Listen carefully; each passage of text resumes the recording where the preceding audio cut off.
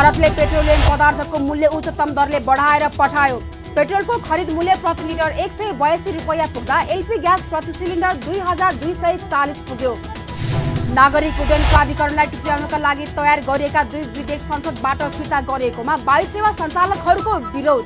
सरकारले आवश्यक नीतिहरू नल्याएर समग्र पर्यटन उद्योगलाई समाप्त पार्न खोजेको आरोप र व्यक्तिगत युट्युब च्यानललाई नियन्त्रण गर्न नखोजिएको सञ्चार सचिवको स्पष्टोक्ति। युट्युब च्यानलको आडमा अनलाइन टिभी भन्दै अफवाह फैलाउनेलाई मात्र कानुनको दायरामा ल्याउन खोजिएको दाबी। हामी छौं पल पल तपाईसँग, हिमाल पहाड तराईसँग, साथ छ हाम्रो बढ्ने कदमलाई, सलाम छ ती पोरखे हातहरूलाई, जिन्दगी सजाइदिन्छौँ हामी, हर सासको साथी बन्छौँ हामी, सुरक्षा अनि समृद्धि प्राण छ हाम्रो। आफू पनि बचौं, अरूलाई पनि बचाऊ। आजै नेपाल लाइफमा जीवन बिमा गरौँ। हामी हौं नेपाल लाइफ। नेपाल लाइफ, किनकि जीवन अमूल्य छ।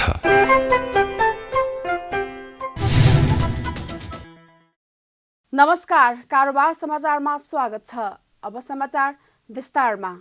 भारतीय आयल कर्पोरेसन आईओसीले पेट्रोलियम पदार्थको मूल्य उच्च दरले बढाएर पठाएको छ।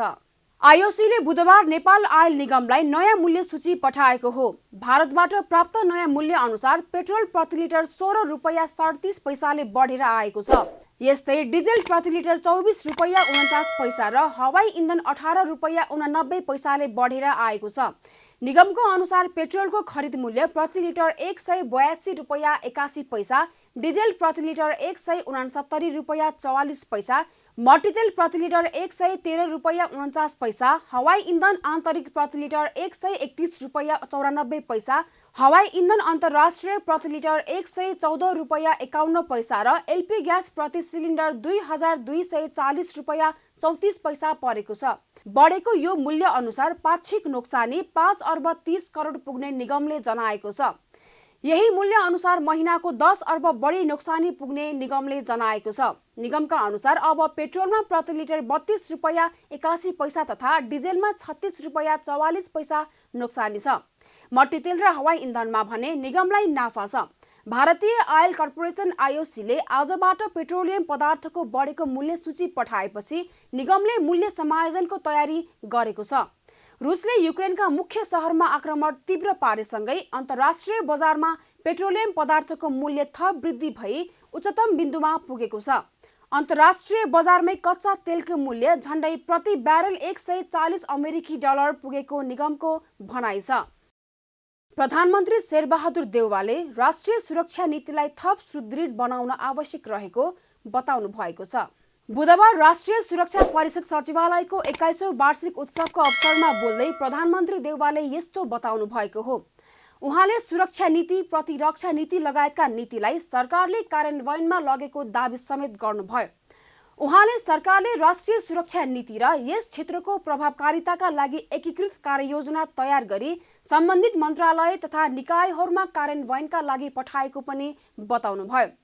प्रधानमन्त्री देउवाले राष्ट्रिय सुरक्षा नीतिलाई प्रभावकारी रूपमा कार्यान्वयन गरी राष्ट्रिय सुरक्षा नीति र प्रतिरक्षा नीतिलाई थप सुदृढ र सफल बनाउँदै जान आवश्यक रहेको पनि बताउनुभयो। राष्ट्रिय सुरक्षालाई सर्वोपरि महत्त्व दिँदै सरकारले क्षेत्रको सुदृढीकरणका लागि राष्ट्रिय सुरक्षा नीति, प्रतिरक्षा नीति लगायतका नीति तथा कार्यहरूको कार्ययोजनाको कार्यान्वयनमा ल्याएको छ। राष्ट्रिय सुरक्षा नीति 75 को प्रभावकारी कार्यान्वयनका लागि एकीकृत कार्ययोजना तयार समेत भई सम्बन्धित मन्त्रालय तथा निकायहरूमा कार्यान्वयनका लागि पठाइसकिएको छ। उक्त कार्ययोजनामा उल्लेखित क्रियाकलापहरूलाई निर्दिष्ट समयभित्रै कार्यान्वयनमा उतारी राष्ट्रिय सुरक्षा र प्रतिरक्षालाई थप सुदृढ र सबल बनाउँदै जान आवश्यक छ। प्रधानमन्त्री देउवाले एकीकृत कार्ययोजनाको प्रगति अनुगमन गर्ने जिम्मेवारी समेत राष्ट्रिय सुरक्षा परिषदको सचिवालयलाई प्रदान गरिएको उल्लेख गर्दै आफ्नो जिम्मेवारीलाई प्राथमिकताका साथ पूरा गरी राष्ट्रिय सुरक्षा नीति कार्यान्वयनमा यस सचिवालयले महत्त्वपूर्ण योगदान पुर्याउने अपेक्षा राखेको पनि बताउनुभयो। काठमाडौँ महानगरपालिकाले 1.5 वर्ष अघि नै निर्माण सम्पन्न भएर पनि प्रयोगमा समेत आइसकेको आकाशे पुलको उद्घाटन गरेको छ। बुधबार काठमाडौँ महानगरपालिकाका मेयर विद्या सुन्दर साकेले माइतीघर स्थित पुरातत्व विभाग अघिको आकाशे पुलको उद्घाटन गर्नुभएको हो। उक्त पुल 2077 सालको जेठ महिनामै निर्माण सकिएर सर्वसाधारणले समेत प्रयोग गर्न सुरु गरिसकेका छन्। पछिल्लो समय मेयर साके उद्घाटन र शिलान्यास कार्यक्रममा सक्रिय हुनुभएको छ। सरकारले स्थानीय तहको निर्वाचन घोषणा गरेसँगै सक्रियता बढाउनु भएको हो।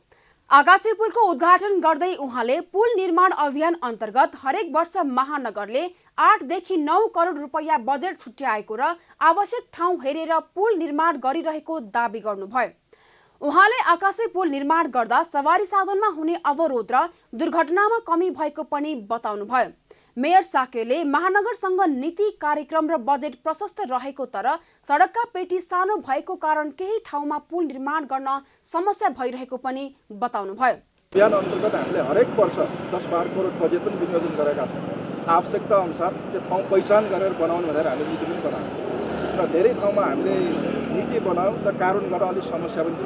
अहिले हाम्रो सबै पेटीहरू साङ्ग्रा छन्, त्यो गरेर पेटी पनि बन्द हुने बाटोलाई अवरोध हुने भयो भने कतिपय ठाउँमा हामीले तयार गर्ने भने गर्दाखेरि पनि गर्न नसकेका ठाउँ पनि छन् र जहाँ जहाँ सम्भव छ त्यो ठाउँमा बनाउने नीति अनुसार हामीले यो ठाउँमा पनि छनौट गऱ्यौँ र यहाँको स्थानीय बासिन्दाको माग पनि थियो। विशेष गरी मन्त्रालयको माग, यो सर्वोच्च अदालतमा आउनेहरूको माग पनि थियो। सडक क्रस गर्न धेरै गाह्रो, यो मानवीय क्षति हुने स्थिति आयो। यसलाई चाहिँ आकाशे पुल ठाउँमा बनाइदिनु पर्यो भनेर उहाँहरूको माग छ। अहिले पनि धेरै ठाउँमा माग आइरहेको छ। यो माग सबै सम्पूर्ण गर्न नसकिरहेको अवस्था पनि छ। हामीसँग नीति पनि छ, कार्यक्रम पनि छ, बजेट पनि छ, तर त्यो सडक चाहिँ साँगुरो भएको, पेटी साँगुरो भएको ठाउँले कहाँ राख्ने भन्ने किसिमको समस्याले बनाउन सकेका छन्। मेयर साकेले माइतीघरमा बनेको आकाशे पुलले स्वास्थ्य मन्त्रालय, सिंहदरबार र सर्वोच्च अदालतमा आवत जावत गर्ने तथा सडक पार गर्नेहरूका लागि सहज बनाउने विश्वास पनि व्यक्त गर्नुभयो। सरकारले आगामी आर्थिक वर्ष 2079 र 80 को बजेट निर्माणका लागि सरकारवाला निकायसँग सुझाव माग गरेको छ। अर्थ मन्त्रालयले आगामी आर्थिक वर्ष 2079 र 80 को बजेट तथा कार्यक्रम तर्जुमा सम्बन्धी प्रयोजनका लागि सरकारवालाबाट चैत मसान्तभित्र सुझाव माग गरेको हो। आगामी आर्थिक वर्षको बजेट तथा कार्यक्रममा समावेश गर्न उपयुक्त विषयमा विभिन्न सङ्घ संस्था, बुद्धिजीवी, विज्ञ, राजनीतिक दल, व्यवसायी, समाजसेवी, पेशाकर्मी, कर्मचारी, सञ्चार जगत र आम नागरिकले सुझाव दिन सक्नेछन्। मन्त्रालयको वेबसाइटमा रहेको बजेट सजेसन ट्याब मार्फत वा बजेट सजेसन @mof.gov.np मार्फत समेत पठाउन सकिनेछ। मन्त्रालयले आगामी आर्थिक वर्ष 2079-80 को बजेट निर्माणको गृह कार्य अघि बढाएको छ। मन्त्रालयले मंगलबार दिउँसो कृषिसँग सम्बन्धित सरकारवालाहरूसँग अन्तर्क्रिया गर्दै बजेट निर्माणको गृह कार्य अघि बढाएको हो। सो क्रममा मंगलबार कृषि क्षेत्रसँग सम्बन्धित सरकारवालाहरूबाट सुझाव लिइएको छ। मन्त्रालयले बजेट लेखनको प्रयोजनका लागि राजस्व व्यवस्थापन महाशाखा प्रमुख भूपाल बरालको संयोजकत्वमा 5 सदस्यीय समिति समेत गठन गरेको छ। नागरिक उड्डयन प्राधिकरणलाई टुक्र्याउनका लागि तयार गरिएका 2 विधेयक प्रतिनिधि सभाबाट फिर्ता गरिएकोमा नेपाल वायुसेवा सञ्चालक सङ्घले विरोध जनाएको छ। गत फागुन 18 गते बुधबार बसेको प्रतिनिधि सभाको बैठकमा नेपाल नागरिक उड्डयन प्राधिकरण विधेयक 2076 र नेपाल हवाई सेवा प्राधिकरण विधेयक 2076 प्रस्ताव गर्ने पेश गर्ने कार्यसूची भए पनि दर्ता नगरी विधेयक फिर्ता गरिएको भन्दै विरोध जनाएको हो। युरोपियन युनियनले नेपालको हवाई सेवालाई लामो समयदेखि कालो सूचीमा राखेको छ। नेपालमा हवाई सेवा सञ्चालन र नियमन गर्ने दुवै निकाय एउटै भएकाले कालो सूचीबाट हटाउन सुझाव दिइएको थियो। सोही सुझावका आधारमा प्राधिकरणलाई टुक्राउन पूर्व पर्यटन मन्त्री योगेश भट्टराईले राष्ट्रिय सभामा 2 विधेयक दर्ता गर्नुभएको थियो। तर अहिलेको सरकारले प्रस्ताव पेश नगरी फिर्ता भएको भन्दै सङ्घले आपत्ति जनाएको छ। नेपाल वायुसेवा सञ्चालक सङ्घका अध्यक्ष रामेश्वर थापाले सरकारले नागरिक उड्डयन प्राधिकरणलाई टुक्राउनका लागि तयार गरिएका 2 विधेयक प्रतिनिधि सभाबाट फिर्ता गरेर पर्यटन व्यवसायलाई धाराशाही बनाउन खोजेको आरोप लगाउनुभयो। उहाँले सरकारले पर्यटन क्षेत्रलाई माथि उठाउने भन्दा पनि पर्यटन विकासको लागि आवश्यक नीतिहरू नल्याएर समग्र पर्यटन उद्योगलाई समाप्त पार्न खोजेको बताउनुभयो। युरोपियन युनियनले नेपालको हवाई सेवालाई लामो समयदेखि कालो सूचीमा राखेकाले यो वर्ष कालो सूचीबाट निकाल्ने आशा लागे पनि सरकारको कामले आशा मर्दै गएको अध्यक्ष थापाले उल्लेख गर्नुभयो। बसको हकमा अब अहिलेसम्म सबै कुराहरू यो हाम्रो सोचेको अनुसार सोचेको समयमा अथवा प्लान गरे अनुसार नै युरोपियन कमिसनले हाम्रो चाहिँ नि सेफ्टी लिस्टबाट निकाल्छ अथवा हामीले विथड्र गर्छ, हामी फेरि रिज्युम गर्छौँ, पहिलेको अवस्था आउँछौँ भन्ने हाम्रो बडो के अरे खुसीका साथ थियौँ हामी।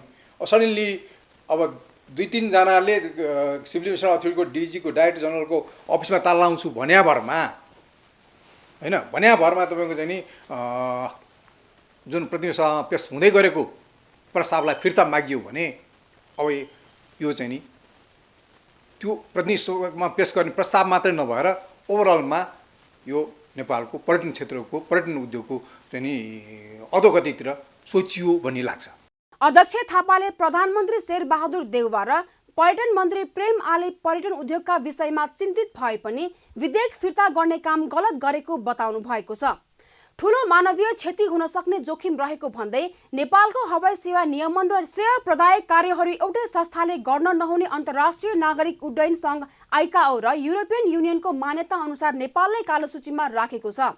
त्यसकारण प्राधिकरणबाट नियमन र सेवा प्रदायक निकाय छुट्टै बनाउने विगत लामो समयदेखिको बहस चलेर संसदबाट ऐन पारित भएको छ। तर प्राधिकरणका कर्मचारीहरूको विरोधका कारण संसदमा प्रस्ताव जान सकेको छैन।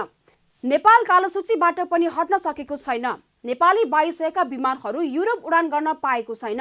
सरकारले नागरिक उड्डयन प्राधिकरणलाई टुक्र्याउनका लागि तयार गरिएका 2 विधेयक संसदबाट पारित भएसँगै प्राधिकरण टुक्र्याउनका लागि बाटो खुल्नेछ। ऐन पारित भएसँगै प्राधिकरण सेवा प्रदायक र नियमन गरी 2 भागमा विभाजन हुनेछ। सञ्चार तथा सूचना प्रविधि मन्त्रालयका सचिव डाक्टर बैकुण्ठ अर्यालले सरकारले युट्युबलाई नियन्त्रण गर्न नखोजेको स्पष्ट पार्नु भएको छ। मंगलबार विश्व उपभोक्ता अधिकार दिवसको अवसरमा नेपाल टेलिकमले डिजिटल रूपान्तरणमा उपभोक्ता विषय अन्तर्क्रिया कार्यक्रममा बोल्दै सचिव अर्यालले युट्युबलाई सरकारले नियन्त्रण गर्न नखोजेको बताउनु भएको हो। सरकारले निशुल्क रूपमा उपलब्ध हुने गुगललाई नियन्त्रण गर्न नखोजिएको भन्दै सचिव अर्यालले कुनै एक व्यक्तिको युट्युबमा भिडियो राख्न पाउने पनि स्पष्ट पार्नुभयो। उहाँले मिडिया भनेर दाबी गर्ने युट्युबलाई भने सरकारले नियमन गर्ने नीति लिएको बताउनुभयो। अभिव्यक्ति स्वतन्त्रता र वाक स्वतन्त्रतालाई खुल्ला छोड्दा अर्कोलाई असर पर्ने गरी व्यक्तिगत गोपनीयताका कुराहरू बाहिर ल्याउने कामलाई नियन्त्रण गर्न खोजिएको अर्यालको भनाइ छ। उहाँले अहिले अनलाइनलाई टिभी भन्दा अफवाह फैलाउने गरी भिडियोहरू राख्ने भएकाले कानुनको दायरामा ल्याएर नियमन गर्ने प्रयास गरिएको दाबी पनि गर्नुभयो। YouTube online TV cyber crime online मिडियाहरूलाई के गर्ने भन्ने कुरोहरू हामीले अब फेरि युट्युबलाई चाहिँ नि कन्ट्रोल गर्न खोज्यो अथवा कुरोलाई चाहिँ फ्री एपलाई चाहिँ गर्न खोज्यो भन्ने कुरोहरू त्यो चाहिँ होइन। अहिले यहाँ मैले बोलिराखेको छु, यहाँहरूमध्ये कसैले चाहिँ नि भिडियो खिचेर आफ्नो युट्युबमा चाहिँ मजाले अपलोड गर्न सक्नुहुन्छ, त्यसको लागि कुनै केही कुरोहरू भएन। तर जसले म मिडिया हो भनेर क्लेम गर्छ, जसले माइक त्यसबाट चाहिँ कुरोहरू गर्न जान्छ त्यसलाई त रेगुलेट गर्नु पर्यो होइन। त्यस्तै गरेका मिसडुइङ्सहरूलाई त कुनै न कुनै हिसाबले कन्ट्रोल त गर्नु पर्यो नि, होइन सबैलाई चाहिँ नि खुल्ला छोड्ने त्यो पनि एउटा पाटो होला। अभिव्यक्ति स्वतन्त्रता र वाक स्वतन्त्रताको चाहिँ हनन हो भनेर भन्दाखेरि त्यो स्वतन्त्रले चाहिँ अर्कालाई कसरी असर गर्छ, व्यक्तिगत गोपनीयताका कुरोहरू व्यक्तिगत लाञ्छनाका कुरोहरू कसरी भन्ने कुरो त कसैले न कसैले हेर्नु पर्यो नि। सचिव अर्यालले समय सापेक्ष अनुसार सरकार डिजिटल प्रविधिमा कमजोर रहेको स्वीकार पनि गर्नुभयो। उहाँले सरकारले डिजिटल प्रविधिको विकास गर्ने काममा लागि परे पनि प्रभावकारी रूपमा काम गर्न नसकेको बताउनुभयो। सरकार र निजी क्षेत्र दुवैमा डिजिटल प्रविधिमा कमी कमजोरी भएकाले सुधार गर्नुपर्ने आवश्यकता रहेको अर्यालले बताउनुभयो। उहाँले डिजिटल प्रविधिलाई उपभोक्तामा सहज बनाउनको लागि समय सापेक्ष ऐन नै नभएको उल्लेख गर्दै 2053 को सञ्चार ऐनलाई पूर्ण रूपमा नयाँ बनाएर संसदमा पेश गर्ने तयारीमा रहेको पनि बताउनुभयो। हामीले पनि त्यसरी एग्रेसिभली लिटरेसीमा जान सकेका छौँ। वेदर दिस इज अघि विवेकजीले भन्नुभएको छ, whether this is IT or digital के हो त हामी कुन युगमा छौँ भन्ने कुरोलाई पनि जानुपर्ने थियो र सँगसँगै जानुभयो डिजिटल लिटरेसी हो भनेदेखि त्यो लिटरेसीमा चाहिँ सरकारी निकायहरू सरकारी भूमिका कस्तो हुने र प्राइभेट सेक्टरले अघि नै भन्नु प्राइभेट सेक्टरले पनि त्यो लिटरेसी र अवेरनेसमा चाहिँ कसरी जाने भन्ने कुरोको चाहिँ एउटा कम्बाइन्डली जानुपर्छ कि जस्तो लाग्छ। त्यो भएन भनेदेखि चाहिँ नि अनि मिसयुजका कुरोहरूदेखि लिएर एभ्रिथिङ भन्ने त त्यही नै हो। त्यसैले त्यो पाटोमा कार्यक्रममा नेपाल टेलिकमका निर्देशक अर्जुन घिमिरेले टेलिकमले उपभोक्ताको हितको लागि उपभोक्ता मैत्री डिजिटल प्रविधिमा काम गर्दै आएको दावी गर्नुभयो। उहाँले टेलिकमले उपभोक्तालाई दिने सेवा सुविधाको विषयमा गुनासोहरू सम्बोधन गर्नको लागि नयाँ प्रविधिको प्रयोग गरिरहेको जानकारी पनि दिनुभयो। घिमिरेले चालु आर्थिक वर्षको यस अवधिमा भोइस र डाटा सर्भिसमा गरी 200 मात्रै गुनासो आएको बताउनुभयो। टेलिकमले गुनासो कम आएको भनेर टेलिकमले दिने सेवा सुविधामा कुनै पनि कमी हुन नदिएको पनि बताउनुभयो। हामीमा यत्रो अहिले डिजिटल कन्ज्युमरको कुरो छ, टेक्नोलोजीको कुरो छ, गुणस्तरको कुरो छ, प्राइस ट्यारिफको कुरो छ। यी सबै कुराहरूलाई हेर्दाखेरि आउने कम्प्लेन त कन्ज्युमरले गर्ने हो नि प्राधिकरणमा। प्राधिकरणले कन्ज्युमर ह्यान्डलिङ प्रोसेस सुरु गरेको छ, आफ्नो वेबसाइटहरू राखेको छ, इमेल एड्रेसहरू राखेको छ। आजै मैले यहाँ आएपछि मैले कतिवटा कन्ज्युमर कम्प्लेनहरू आए त भनेर चाहिँ डाटा हेर्दाखेरि हार्डली यो आर्थिक वर्षमा 200 वटा आयो। त्यसमध्ये भोइसका करिब 120 छ भने डेटाका 84 जति कम्प्लेन छ। भनेपछि यो कम्प्लेन भनेको त एकदम कम हो नि, केही पनि होइन। यत्रो कन्ज्युमरले यत्रो सेवा प्रदायकले दिएको सेवामाथि तर त्यसको बावजुद कन्ज्युमरको कम्प्लेन कम आयो भनेर हामीले गर्ने काम, हामीले गर्ने ड्युटी, हामीले गर्ने कन्ज्युमरप्रतिको जवाफदेहितामा हामी कमी चाहिँ छैनौँ र कमी हुन पनि दिँदैनौँ।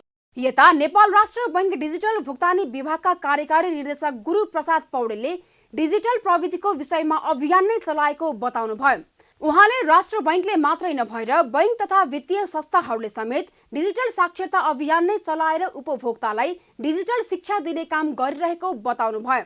यो डिजिटल अवेरनेसका कुराहरूलाई अथवा यो विद्युतीय भुक्तानीलाई पनि एउटा जीवनभर बनाउन र चाहिँ त्यसप्रति सबै जनमानसको भनौँ एक प्रकारले त्यो विश्वसनीयतामा वृद्धि गर्नको लागि प्रचार प्रसार कुराहरू पनि आए, साक्षरता कुराहरू पनि आए।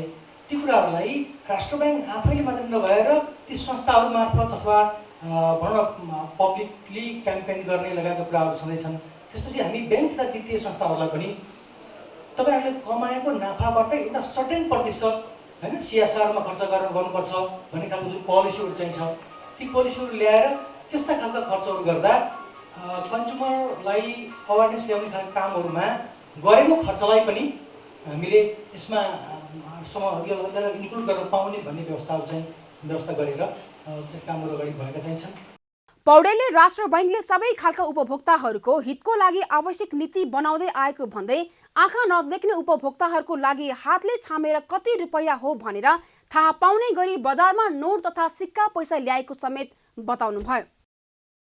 कृषि पेसाबाट पलायन भएका किसानहरू स्मार्ट कृषि गाउँ कार्यक्रम लागू भएपछि पुनः कृषि पेसामा फर्केका छन्। बाँकेको राप्ती सोनारी गाउँपालिका 7 फतेहपुरका किसानहरू पुरानो प्रविधिबाट खेती गर्दा उत्पादनमा कमी भएपछि मजदुरी पेसामा लागेका थिए। तर कृषि ज्ञान केन्द्र बाँके मार्फत उक्त वडामा स्मार्ट कृषि गाउँ कार्यक्रम लागू भएपछि किसान पुनः कृषि पेसामा फर्केका हुन्। सो गाउँपालिका कृषि पेसामा होमिएको गाउँपालिका हो। पुरानै विधि र प्रविधि अपनाएर कृषि गर्दा लगानी र मेहनत बढी लाग्ने तर उत्पादन कम भएको कारणले किसानहरू कृषि पेसाबाट पलायन भई दैनिक ज्यालादारी मजदुरी काममा लागेका थिए। कृषि उत्पादनका लागि कृषि ज्ञान केन्द्रले हरेक सिजनमा किसानहरूलाई 50% अनुदानमा कृषि सामग्री दिने र प्याकेट क्षेत्रका लागि मल बिउहरू पूर्ण रूपले ज्ञान केन्द्रले दिएपछि थप हौसला आएको राप्ती सोनारी गाउँपालिका 7 फतेहपुरका किसान चक्र बहादुर थारूले बताउनुभयो। सुरुको वर्षमा हामीसँग कुनै औजार थिएन। औजार नभएको कारणले हामीहरू आफ्नै हातले कुटोले मकै रोपेका थियौँ। त लगानी धेरै हामीहरूको लागत लाग्न गयो त्यहाँ। अहिले चाहिँ हामीसँग मकै छर्ने मेसिन दिनभरि 4-5 जनालाई दिनभरि लाग्ने ठाउँमा हामी मेसिनबाट 1 घण्टामा पनि काम गर्न सक्छौँ। समयको बचत पनि हुनुभयो। अनि मकैमा त्यसरी लागत धेरै लाग्दैन। धान खेतीभन्दा एकदम थोरै मात्रामा कम। मकैबाट हामीहरू कट्ठामा 2 कुइन्टलदेखि माथि नै 3 सम्म आउँछ। तर विडम्बना के छ भने धेरै किसानहरू इन्डियाको बिउ नै रोप्छ। नेपालको जुन स्वीकृत भएको बिउ छ त्यो बिउ चाहिँ मन पराउँदैनन्, खासै राम्रो हुँदैन। किनभने म स्वयं आफै इन्डियाबाट डिकेसी 9108 रुपियाँ थिएँ, त्यो कट्ठामा 3 कुन्टल भन्दा नै माथि नै होला, कम छैन। स्मार्ट कृषि गाउँ कार्यक्रम लागू भएपछि अहिले 107 घरधुरीले सिजन अनुसार खेती गरिरहेका छन्। वर्षातमा धान, हिउँदमा आलु र तोरी र वसन्तमा मकै खेती गरिरहेका छन्। तर नेपाल सरकारबाट स्वीकृत भएका मकै भारतीय मकैको जस्तो उत्पादन नभएपछि उनीहरू भारतीय मकैको बिउमा निर्भर परेको फतेपुर स्मार्ट कृषि गाउँका किसान तथा सचिव खोजलाल थारूले बताउनुभयो। हाम्रो चाहिँ मुख्य बाली भनेको बर्खेमा धान, त्यसपछि हिउँदमा मकै र त्यो तोरी र आलु र चाहिँ वसन्तीमा मकै। किसानहरू चाहिँ कृषितर्फ उन्मुख भएका छन्। यहाँ चाहिँ 50 बिघाको क्षेत्रफल भए तापनि हामी चाहिँ 74 बिघा समेटेका छौँ र 74 बिघामा हाम्रो खेती चाहिँ अहिले चाहिँ भइरहेको छ। यसमा हामी चाहिँ विद्युत लाइन विस्तार, त्यसपछि बोर्डिङका सिँचाइका कुराहरू त्यसमा भरिपूर्ण भएका छन् र चाहिँ मोटरका चाहिँ व्यवस्थापन सबै भइसकेको छ। त्यसैले चाहिँ अहिले चाहिँ किसानहरू सबै व्यावसायिक मुखीतिर उन्मुख भएका छन्। तराईको भेग र बाँकेको माटो उर्वर भएको कारणले मकै उत्पादन निकै राम्रो भइरहेको छ। स्मार्ट कृषि गाउँ कार्यक्रम लागू भएदेखि नै फतेपुरका किसानहरू पूर्ण रूपमा कृषिमा आबद्ध भएको कृषि ज्ञान केन्द्रका अधिकृत दिनेश भट्टराईले बताउनुभयो। तराईको एरिया र अलिकति उत्पादकको हिसाबले पनि बढी उत्पादन हुने र त्यो किसिमले चाहिँ हामीले यसलाई चाहिँ स्मार्ट कृषि गाउँको हिसाबले छनौट पनि भएको छ। अब धानको सिजनमा हामीले धानको प्रदर्शन कार्यक्रम पनि सञ्चालन गरेका छौँ। यहाँ विभिन्न जातका धानहरू छन्, जसमा चाहिँ हामीले 1108 पनि अहिले 1008 जातको धान पनि यहाँ प्रदर्शनलाई दिएका छौँ। त्यसै गरी काला नामक जातको धानहरू छ प्रदर्शनलाई दिएका छौँ भनेपछि विभिन्न यहाँ कृषकहरू अलिकति व्यवसाय रूपमा खेती गर्दै आउनु भएको छ। जस्तो योभन्दा अघिल्लो पटक उसमा चाहिँ सिजनमा चाहिँ उहाँले व्यवसाय रूपमा आलु पनि खेती गर्नुभएको थियो। त्यसै गरी यहाँ तोरी खेती व्यापकरूपमा हुन्छ यो ठाउँमा एरियामा र चाहिँ अहिलेको हिसाबले चाहिँ उहाँले 9 बिघा क्षेत्रफलमा पुरै मकै देख्न सकिन्छ। राप्ती सोनारी गाउँपालिकाले स्मार्ट कृषि गाउँका किसानहरूलाई आर्थिक सहयोग नगरे पनि प्राविधिक रूपमा किसानहरूले खबर गर्न साथ सहयोग गर्दै आएको गाउँपालिकाकी कृषि प्राविधिक सुमित्रा कुमारी थारूले बताउनुभयो। नेपाल सरकारले मान्यता दिएको मकै धेरै समय लाग्ने, घोगा लामो भए पनि कम दाना लाग्ने, धेरै अग्लो हुने र उत्पादनमा कमी आएको कारणले किसानहरूले भारतीय मकैको बिउ लगाउने गरेको उहाँले बताउनुभयो। मौसममा राम्रो हुन्छ सर, बेमौसममा खासै राम्रो हुन्न सर। त्यही भएर फल्ने पनि अब हाम्रो यहाँको बिउ फल्ने पनि खासै फल्दैन सर। घोगा पनि अलिक सानो सानो हुन्छ, त्यही भएर सर। अनि हाइट पनि त्यसको बढी हुन्छ। किसानहरूलाई अब गाउँपालिकाले बिउ बिजन बाँड्ने त्यही भयो सर एउटा। त्यसपछि अब कहीँ रोकिरा देख्यो भने त्यो बिसाडी बाँड्ने काम गरिरहेको छ सर। अनि अब किसानहरूलाई अब मेसनरी औजार 50% अनुदानमा दिइरहेको छ सर। यसरी स्मार्ट कृषि गाउँ स्थापना भएर किसानहरू लागेको देख्दा हरेक गाउँपालिकाको वडा स्तरमै स्मार्ट कृषि गाउँ सञ्चालन गर्न जरुरी देखिन्छ। वडा स्तरमै स्मार्ट कृषि गाउँ कार्यक्रम लागू भएपछि विदेश पलायन हुन लागेका युवाहरूलाई स्वदेशमै रोजगारीको अवसर दिई आत्मनिर्भर बनाउन र कृषि उत्पादनमा वृद्धि हुने देखिन्छ। मध्य प्रदेशको राजधानी जनकपुरमा रहेको आयुर्वेद औषधालयहरूमा उपचारका लागि आउने बिरामीको संख्या बढ्दै गएको छ। आयुर्वेद प्रतिको विश्वास बढ्दै जानु र औषधालयको स्तर उन्नति हुनु जस्ता कारणले सेवा लिन आउनेको संख्या बढेको हो। विगत भन्दा अहिले आएर आयुर्वेदतर्फ सर्वसाधारणहरूको रुचि बढ्न थालेको छ। जनकपुर आयुर्वेद औषधालयमा 5 वर्ष अगाडिसम्म दैनिक 10-20 जना बिरामी उपचारका लागि यहाँ आउने गर्थे। तर आजभोलि दैनिक 200 भन्दा बढी बिरामी उपचारका लागि आउने गरेको स्थानीयवासीहरू बताउँछन्। औषधालयमा फिजियोथेरापी र मौलिक थेरापी अन्तर्गत पूर्वकर्म, पञ्चकर्म थेरापी गर्न आउने बिरामीको संख्या धेरै छ। विशेष गरेर हड्डी दुखाइका बिरामीहरू अत्याधिक आउने गरेका छन्। बढ़िया उपचार कर रहे तब मतलब निमन भेले त एली हम आज प्रथम एबे खेली। कथि हो यहाँ के ठेहुना दुखाइया। आयुर्वेद यो हॉस्पिटल छै, आयुर्वेद से कथि आयुर्वेद से नीक उपचार होइ छै के? हां तो होइ छै तब ना आदमी सब होबे। दवाई सब सेहो दै? हां दवाई सब दै। फ्री में कि रुपैयो ले? नहीं ढवा नहीं ले, फ्री दे। की करायल छै? घुटना के इलाज करबाय। अरे जना ई अंग्रेजी दवाई लोग करे छै, एठाम किया अंग्रेजी दवाई नहीं करबा? आयुर्वेदिक है छै। हां वही ले लीजिए। आयुर्वेद से मतलब निक उपचार होइ छै? जी जी। फर्स्ट बेर एली कि छै पहिलो आयल छलै? फर्स्ट बेर एली सर।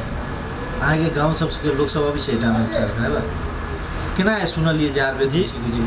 ये बजले जेटा हाम्रो गाउँ भीतर गेली ने वो बजले से चलो आयुर्वेदिक उपचार होइए तो ठीक भयो जतै पर सर। स्रोत र जनशक्ति अभावले सबै क्षेत्रमा सहज रूपमा औषधि वितरण हुन नसकेको औषधालयको गुनासो छ। प्रदेश सरकारले औषधि उत्पादन तथा वितरणका लागि थप बजेट विनियोजन गरे आयुर्वेद उपचारलाई चुस्त बनाउन सकिने अस्पतालका प्रमुख डाक्टर सीमा झाले बताउनुभयो। उहाँले अस्पतालको स्तर वृद्धि गरेर प्रादेशिक अस्पतालको रूपमा नै जानुपर्ने आवश्यकता रहेको बताउनुभयो। हाम्रो अञ्चल लेभलको यो औषधालय हो, आयुर्वेदको औषधालय हो, यसलाई प्रादेशिकमा परिणत गर्नुपर्नको लागि हामीले पनि पहल गरेका छौँ। सामाजिक विकास मन्त्रालयसँग कोअर्डिनेसन भइराखेको अवस्था छ। जिल्ला स्तरको कार्यालयको केही पहिलाभन्दा सेवा हामीले विस्तार गरेका छौँ। जस्तै यहाँ हजुरको ओपिडी सेवा थियो पहिला होइन, ओपिडी सेवा अहिले नियमित हामी चलाइराखेकै छौँ। साथसाथमा अहिले हामीले ल्याब सेवा बढाएका छौँ। यहाँ पञ्चकर्म सेवा पनि बढाएको छौँ। ज्येष्ठ नागरिक आउने व्यक्तिहरूलाई चाहिँ यहाँबाट हामीले अश्वगन्धा आमलकी हामीसँग भएका औषधिहरू वितरण गर्ने कार्यक्रम पनि यहाँबाट हामीले दैनिक रूपमा चलाइराखेका छौँ।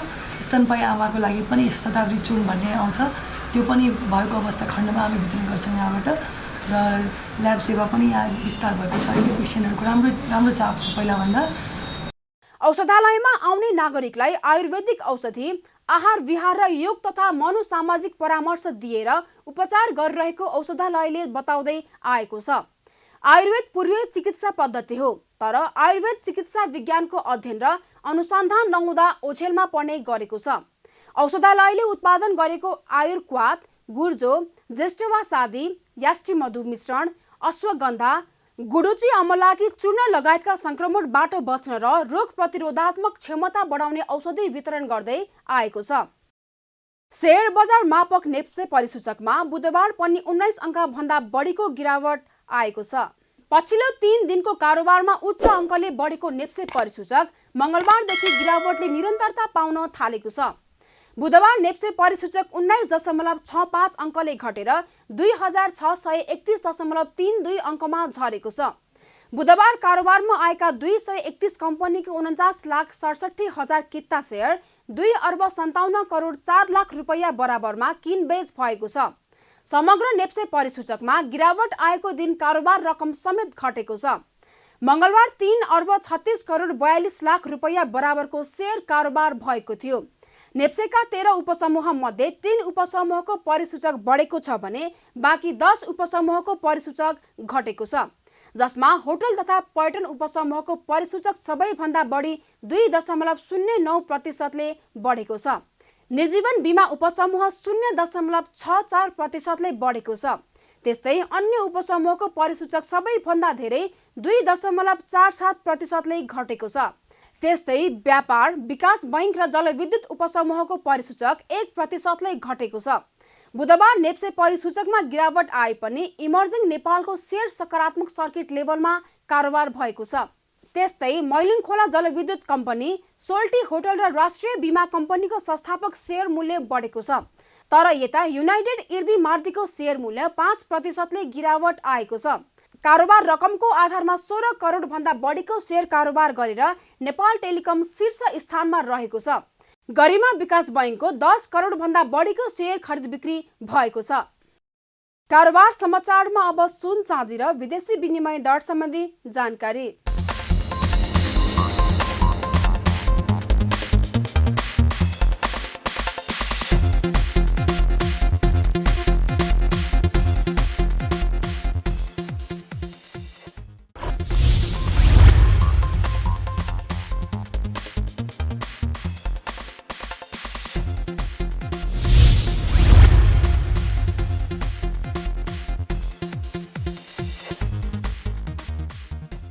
विदा हुनु अघि अहिलेसम्मका प्रमुख समाचार फेरि एकपटक। भारतले पेट्रोलियम पदार्थको मूल्य उच्चतम दरले बढाएर पठायो। पेट्रोलको खरिद मूल्य प्रति लिटर 182 रुपैयाँ पुग्दा एलपी ग्यास प्रति सिलिन्डर 2240 पुग्यो।